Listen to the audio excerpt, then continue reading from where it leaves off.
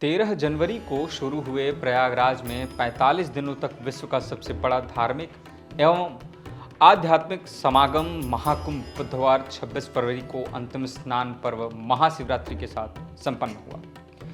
इस महाकुंभ में न सिर्फ लोगों की भीड़ हुई बल्कि इस महाकुंभ में कुल 45 दिनों में इतिहास रच दिया गया और रिकॉर्ड भी स्थापित किए गए। लगभग 5 माह के कठिन संघर्ष, तैयारियों और व्यवस्थाओं के बाद 13 जनवरी से शुरू हुए इस मेले में देश विदेश से 66.30 करोड़ श्रद्धालुओं ने गंगा और संगम में डुबकी लगाई।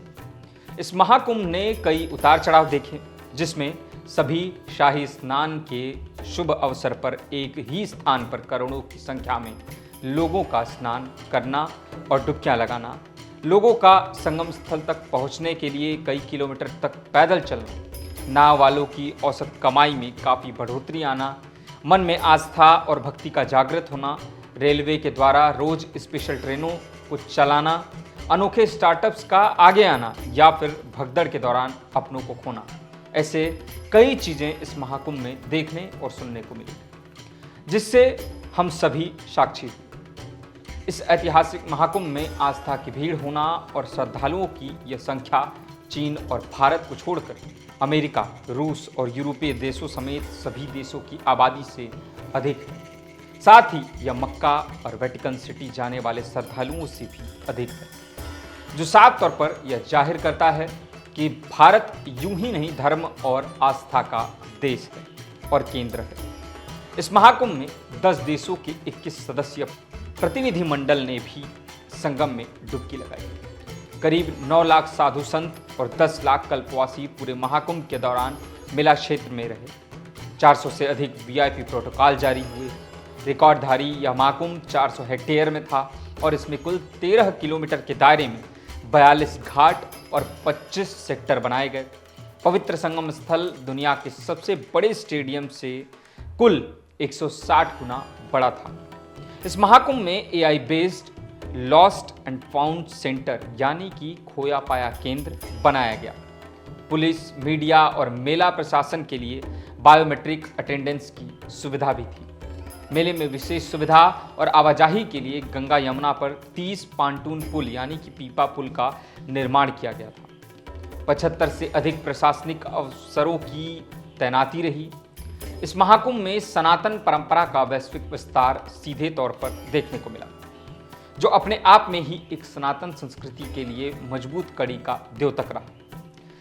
ऐसा लग रहा था कि विगत 45 दिनों में संगम स्थल पर एक विशेष दुनिया सिमट सी गई हो, जो एक भव्य नजारा दे रही थी, साथ ही हमें अपने धर्म को कभी ना भूलने का ज्ञान भी प्रदान कर रही।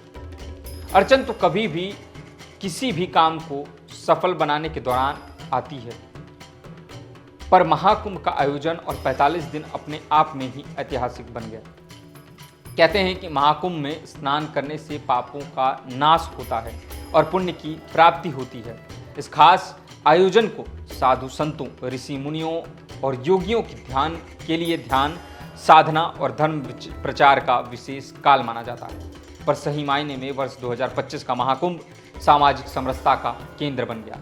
महाकुंभ 2025 सामाजिक समरसता के सबसे बड़े केंद्र के रूप में सामने आया।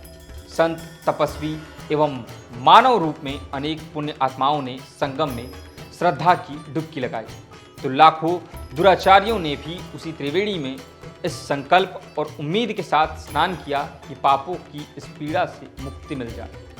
राष्ट्रपति द्रौपदी मुर्मू, उपराष्ट्रपति जगदीप धनखड़, प्रधानमंत्री नरेंद्र मोदी, उत्तर प्रदेश के मुख्यमंत्री योगी आदित्यनाथ समेत कई लोगों ने संगम तट पर एक तरफ स्नान कर रहे थे, तो वहीं दूसरी ओर सबसे निचले स्तर का अनुचर भी मां गंगा की गोद में डुबकी लगा रहा था।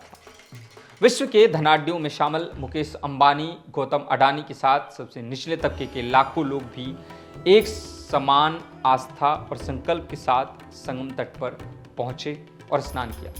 बड़े पर्दों पर अपनी कला को बिखेरने वाले कलाकारों के साथ साथ समाज के दबाए हुए तबके के लोग भी आस्था की डुबकी लगा रहे थे। उस वक्त सब एक थे, ना कोई बड़ा और ना ही कोई छोटा। महाकुंभ 2025 में जन समागम को लेकर कई अनोखे रिकॉर्ड बने। इन 45 दिनों में 66.30 करोड़ से अधिक लोगों ने आस्था की डुबकी लगाई।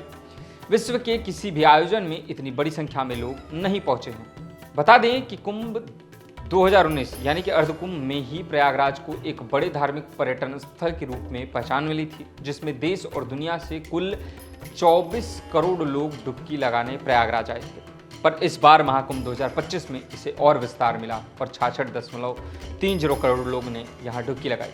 यही कारण है कि महाकुंभ की भव्यता और दिव्यता की पूरी दुनिया साक्षी बनी। 76 देशों का प्रतिनिधि मंडल भी मेला क्षेत्र का हिस्सा बना तथा संगम स्नान किया। मेला प्रशासन के अनुसार नेपाल के ही 50 लाख से अधिक लोगों ने स्नान किया।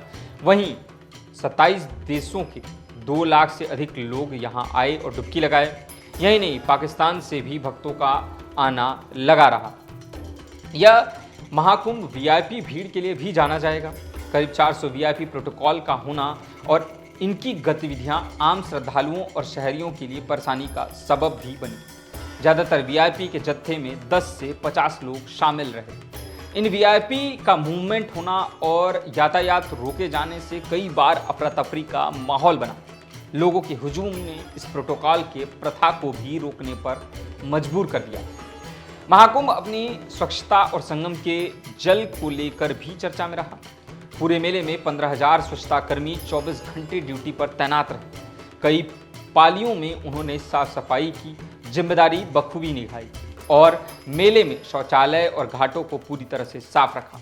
सभी ने उनके कार्यों की सराहना भी की।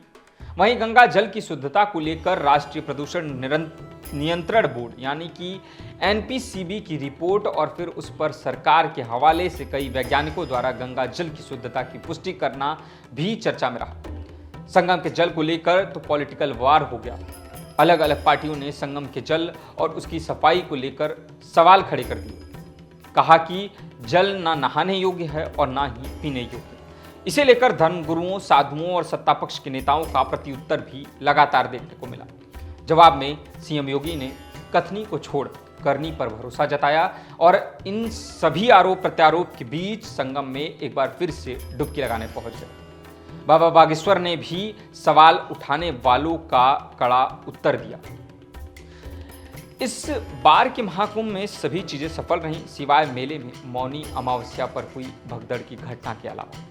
इस घटना ने महाकुंभ की छवि थोड़ी धूमिल तो की, पर श्रद्धालुओं की आस्था पर इस घटना का कोई असर नहीं पड़ा और लोगों का आगमन अनवरत जारी रहा। भगदड़ में 30 लोगों की मौत हो गई थी। उस वक्त भी प्रशासन और सरकार पर दोष डाला गया, लेकिन बाद में ये सभी चीजें सॉर्ट आउट।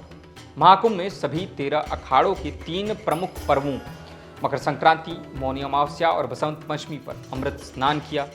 हालांकि मौनी अमावस्या पर भगदड़ की घटना के बाद अखाड़ों का अमृत स्नान अधर में लटक गया था, लेकिन अंततः अखाड़ों के साधु संतों ने अमृत स्नान किया और बसंत पंचमी स्थान के साथ वे मेला से विदा हो गए। सोशल मीडिया के चर्चित चेहरों में हर्षा रिचारिया, माला बेचने वाली युवती मोनालिसा भोसले और आईआईटी बाबा के नाम से प्रसिद्ध अभय सिंह, दातुन बेचने वाले आकाश कुमार यादव ने भी इस मेले में सुर्खियां बटोरी। महाकुंभ के आयोजन को लेकर प्रदेश सरकार शुरू से ही गंभीर रही और मुख्यमंत्री योगी आदित्यनाथ 45 दिनों में 10 बार महाकुंभ नगर आकर व्यवस्थाओं का जायजा लिया।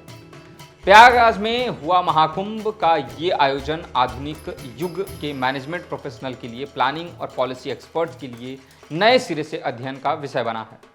आज पूरे विश्व में इस तरह के विराट आयोजन की कोई दूसरी तुलना नहीं है। ऐसा कोई दूसरा उदाहरण भी नहीं है। पूरी दुनिया हैरान है कि कैसे एक नदी तट पर त्रिवेणी संगम पर इतनी बड़ी संख्या में, करोड़ों की संख्या में लोग जुटे। इन करोड़ों लोगों को ना औपचारिक निमंत्रण था, ना ही किसी समय पहुंचना है। उसकी कोई पूर्व सूचना नहीं थी। बस लोग महाकुंभ चल पड़े और पवित्र संगम में डुबकी लगाकर धन्य हुए। तो दोस्तों, यह था महाकुंभ 2025 का एक्सप्लेनर। और भी विशेष जानकारी के लिए देखते रहें उदय इंडिया डिजिटल को। धन्यवाद।